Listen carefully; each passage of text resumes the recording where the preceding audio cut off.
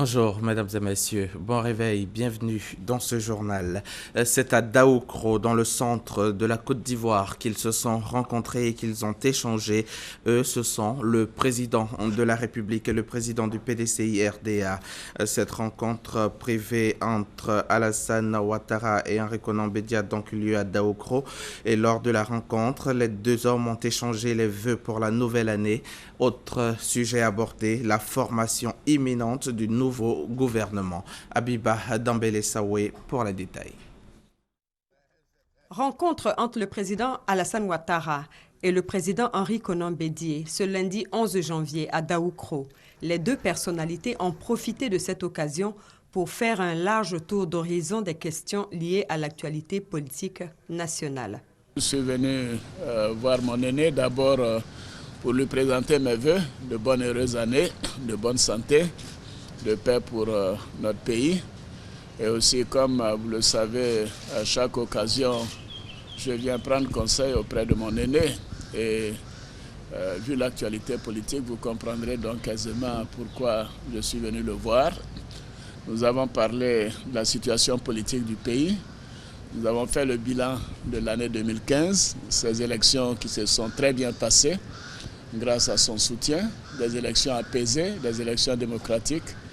Nous avons également abordé les défis de l'année 2016, et notamment en ce qui nous concerne la mise en place du parti unifié dans les meilleurs délais.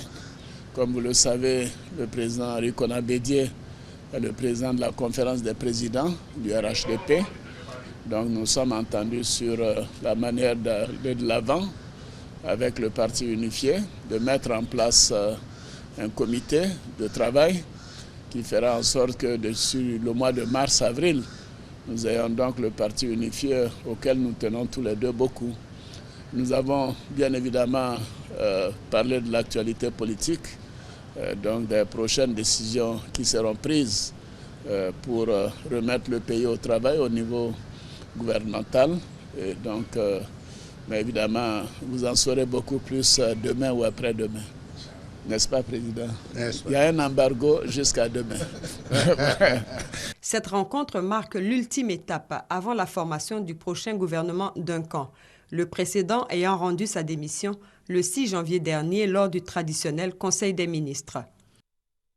Le Premier ministre, lui, a reçu hier Dr Ngozi Okonjo-Iweala, la présidente du conseil d'administration de la mutuelle panafricaine de gestion des risques, l'ARC. Cette institution spécialisée de l'Union africaine a pour but de permettre aux États de se prémunir contre les risques d'insécurité alimentaire consécutifs aux catastrophes naturelles en leur fournissant le financement nécessaire pour assurer la protection des populations les plus vulnérables en cas de crise alimentaire. Le témoignage de Sidonie Davila. Pendant des années, les pays africains ne disposaient pas de mécanismes de financement et de réponse aux catastrophes naturelles permettant une intervention rapide et opportune.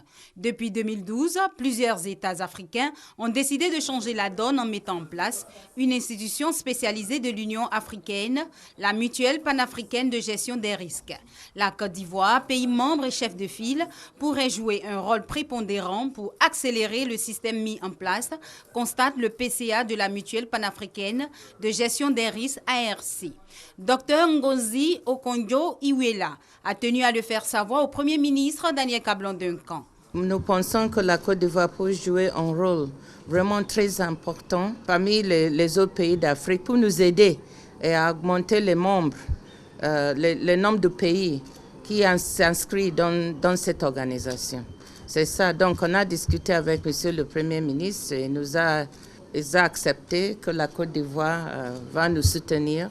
Tout le monde salue la qualité de la gestion économique et financière de votre pays et donc c'est un pays crédible qui peut nous accompagner dans la promotion de notre croissance. Donc la Côte d'Ivoire va très bientôt participer effectivement à notre programme d'assurance pour protéger les plus démunis, les plus pauvres en cas de sécheresse. Aujourd'hui, 26 pays africains sont membres de l'ARC. Déjà, grâce à leurs actions l'année dernière, 3 pays, dont le Sénégal, le Niger et la Mauritanie, ont pu bénéficier de 26 millions de dollars pour faire face aux problèmes de sécheresse dans leurs pays respectifs. Le Centre régional d'assistance du FMI pour l'Afrique organise ici à Abidjan un séminaire à l'attention de plus de 40 participants venus de plusieurs pays. L'objectif, c'est de donner aux apprenants des rudiments sur les renseignements en matière de fraude douanière, ce qui devrait permettre aux administrations douanières de concevoir le développement du renseignement en appui à la gestion du risque. Michel Touré, Justine Djiké. Au sortir de la crise post-électorale de 2010, les douanes ivoiriennes se sont engagées dans un vaste processus de réforme en vue de la sécurisation des recettes douanières. Au nombre de ces réformes, la maîtrise du renseignement sur la fraude douanière. Le renseignement, c'est comme une tour, une sentinelle. Quand vous avez l'information, vous prévenez le risque. Vous prévenez le risque, donc vous avez le temps de vous apprêter pour affronter ce risque-là ou le neutraliser. Ce séminaire, qui se veut une rencontre d'échange d'expériences entre une quarantaine de cadres des États membres de l'UEMOA, de la Guinée et de la République islamique de la Mauritanie, doit permettre la mise en place d'une structure de renseignement efficace. Ils seront ici pour savoir quelles sont les méthodes, quelles sont les opportunités qu'ils peuvent avoir dans leur pays, mais quelles sont aussi les problématiques qu'ils peuvent appréhender et trouver des solutions aux problématiques où qu'on pourra intervenir ultérieurement. Le Centre régional d'assistance technique du FMI pour l'Afrique de l'Ouest, Afritac de l'Ouest, dont la vocation est le renforcement des capacités des administrations des pays membres de l'UEMOA, accompagne le ministère chargé du budget depuis l'entame de la réforme de ces différentes directions. On est intervenu sur plusieurs chantiers, entre autres sur le contrôle a posteriori. Nous sommes intervenus aussi en gestion des ressources humaines. Depuis sa création en 2003, le Centre régional d'assistance technique du FMI pour l'Afrique de l'Ouest, Afritac de l'Ouest, axe ses interventions sur notamment la gestion macroéconomique, la gestion des finances publiques, recettes et dépenses. La ville de Divo a connu récemment des actions du gouvernement pour impulser son développement. 4 milliards de francs CFA y ont été par exemple investis dans le cadre du programme présidentiel d'urgence. À Divo, c'est également un boulevard de 2 fois 3 voies, des routes entièrement réhabilitées et plusieurs quartiers reliés au réseau électrique national. Suivant Thomas Guessambi, il nous conduit à Divo. Divo, ville carrefour, mais surtout capitale de la région du Lodibois, peut être considérée comme telle aujourd'hui. Un boulevard 2 fois 3 voies en lieu et place d'anciens ouvrages pour l'artère principale de la ville. Le raccordement au réseau électrique des quartiers ici dialoguent grémiens pour mettre fin aux branchements anarchiques et leurs conséquences désastreuses.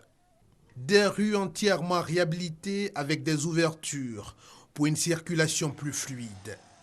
Un véritable bond qualitatif pour ce chef-lieu de région qui ne se reconnaissait plus. Un regain de vitalité, une fière allure rendue possible grâce à l'ancien PPU, Programme présidentiel d'urgence. 4 milliards 200 millions de francs CFA, c'est le financement que Divo a reçu de ce programme. De quoi emmener le maire de la commune, Amédée Kouakou, à saluer le mérite du chef de l'État, le président Alassane Ouattara, dans sa vision de développement. Il reste sans doute beaucoup à faire à Divo, mais en faisant fond sur ses acquis, le maire et son conseil veulent prendre le pari de la redynamisation de la cité, en faisant passer le budget de la commune de 400 millions à plus d'1 milliard de francs CFA. Depuis plusieurs mois, en Côte d'Ivoire, fumer est interdit en public. Dans les écoles pourtant, la cigarette est de plus en plus présente. Pourquoi ce phénomène prend-il de l'ampleur dans nos établissements scolaires? De la cigarette à la drogue, il n'y a qu'un pas, dit-on, et ce pas est très souvent franchi par de nombreux élèves. Regard sur ce nouveau mode de vie dans nos écoles, c'est avec Christ Diomandé et Thomas Guessambi. En tenue scolaire, cet adolescent d'environ 13 ans tient entre ses mains une tige de cigarette allumée. Il fume. Comme lui, ce sont de nombreux élèves du secondaire qui s'adonnent à la consommation du tabac. Effet de mode ou mauvaise fréquentation, il y a toujours une raison pour ces enfants avec la cigarette. Un jour, on m'a envoyé à la boutique pour aller acheter la cigarette. Et puis à chaque fois, on me disait d'allumer. Donc lorsque j'allumais un peu, moi je suis rentré dans la cigarette, j'ai commencé à fumer jusqu'à actuellement. C'est à cause de ma copine, moi j'ai commencé à fumer au lycée là. Il y a des filles qui aiment les garçons qui fument. Ce phénomène qui va grandissant et inquiétant ne se limite malheureusement plus à la seule cigarette. Il emprunte aussi le chemin de la consommation de la drogue. On venait à l'école, on voyait nos grands frères qui venaient fumer la drogue derrière les bâtiments. Donc en passant, ils appelaient petit viens d'à partir pour checker pour moi. On va puis checker, puis on vient, il dit asseyez-vous un peu, on s'assoit, on cause. C'est dans ça un peu. Nous aussi on a commencé. Ici on fume la drogue, bon, c'est que ici on appelle ça la marijuana. C'est les gens qui nous poussent à faire ça. Et pourtant, le tabac, tout comme la drogue, ne font pas bon ménage avec la santé et pas ricochet avec les études. On a constaté que beaucoup de jeunes, de la tranche d'âge allant de 11 jusqu'à 25 ans, ça donnait à la consommation abusive du tabac ou même de la drogue. Voilà. Effectivement, c'est ignorer les conséquences de ces substances-là sur l'organisme humain. Et ces conséquences vont depuis la tête jusqu'au ventre, c'est-à-dire en passant par la bouche. La nicotine peut entraîner au niveau même du pharynx, la sphère oropharyngée. Au niveau pulmonaire, c'est ce qu'on appelle la bronchopathie obstructive. C'est-à-dire que la nicotine, en se déposant, va rendre les bronches rigides. Et donc, ça sera à la base d'une maladie qu'on appelle la bronchopneumopathie obstructive chronique. Voilà. Et cette maladie-là peut évoluer vers un cancer. Que faire devant le fléau?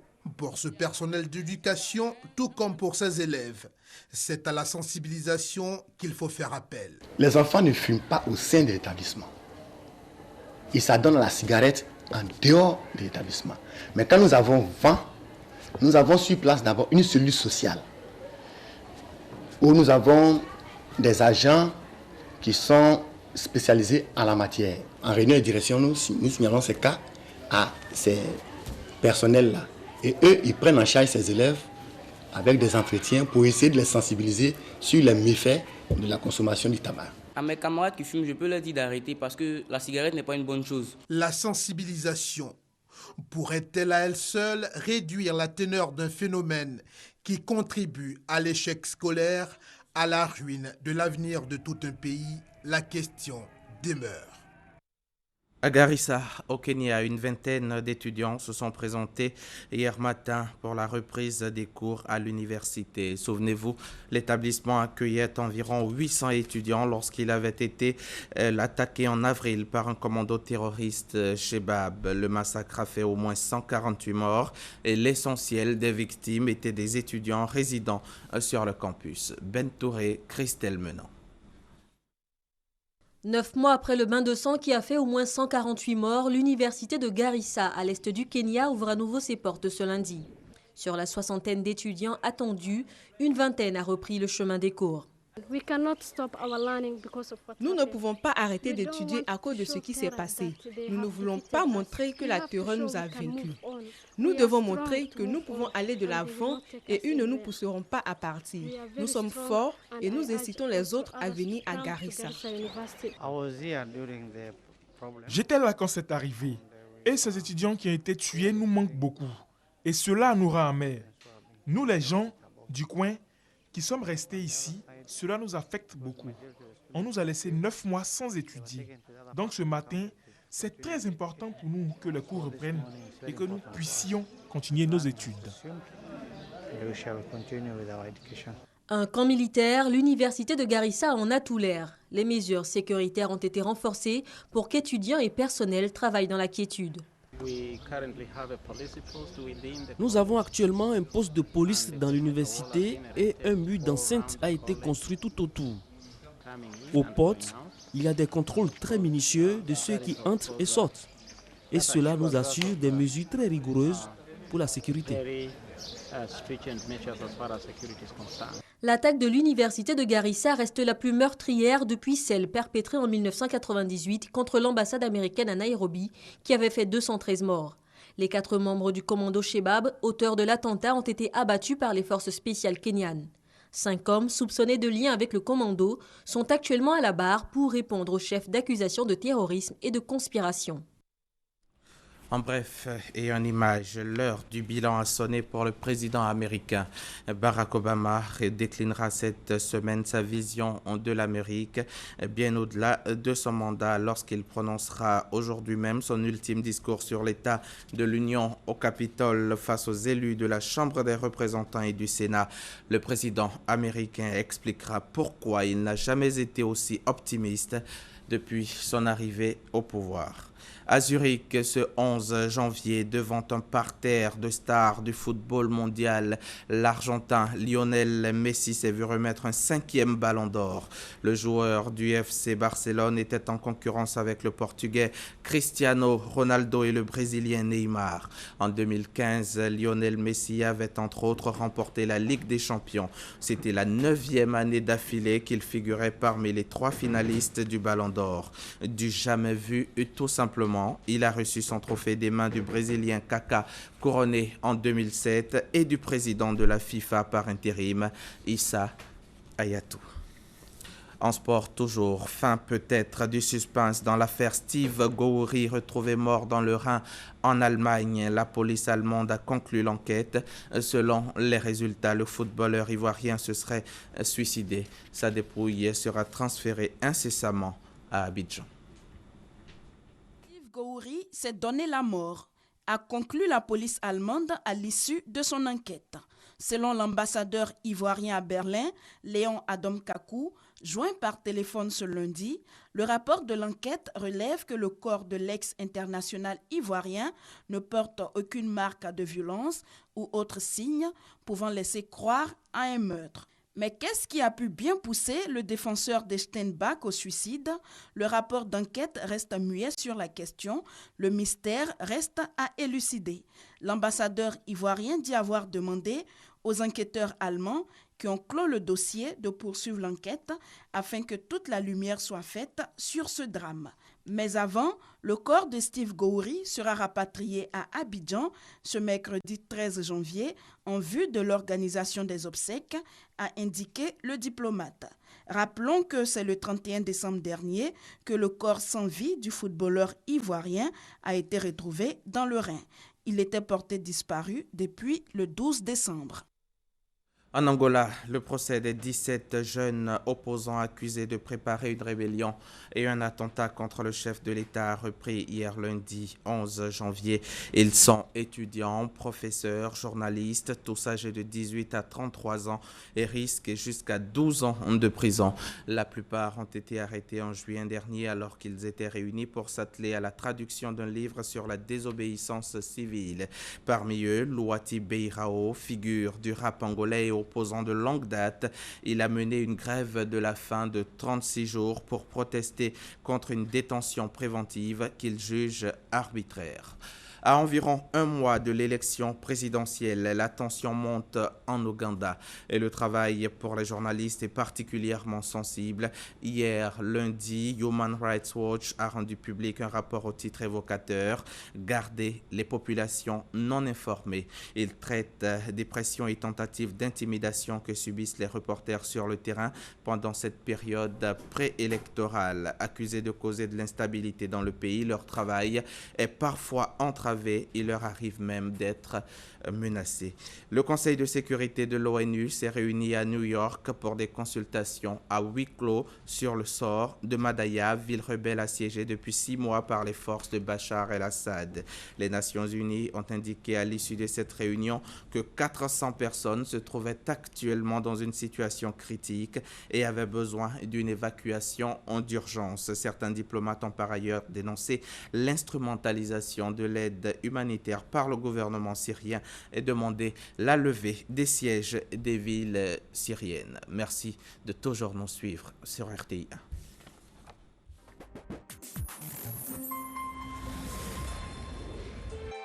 1. RTI 1, la chaîne qui rassemble.